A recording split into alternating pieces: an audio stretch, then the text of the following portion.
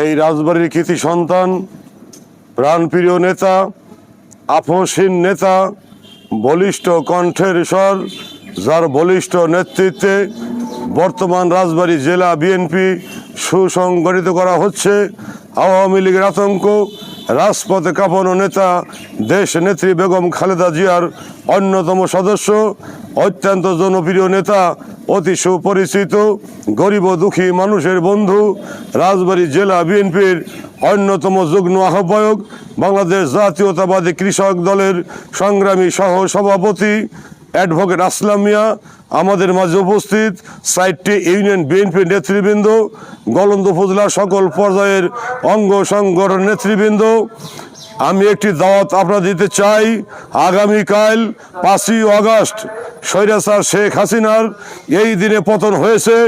এই দেশের মানুষ জানতে পেরেছিল স্বৈরাচার শেখ হাসিনা হত্যাকারী, খুন, গুম, জুলুম এই বিএনপির উপরে 17টি বছর চালিয়েছিল।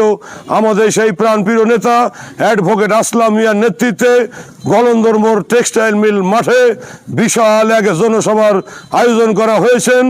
আমাদের প্রাণপ্রিয় নেতা অ্যাডভোকেট আসলাম মিয়া সেই জনসভা এবং বিজয় র্যালিতে উপস্থিত থাকবেন।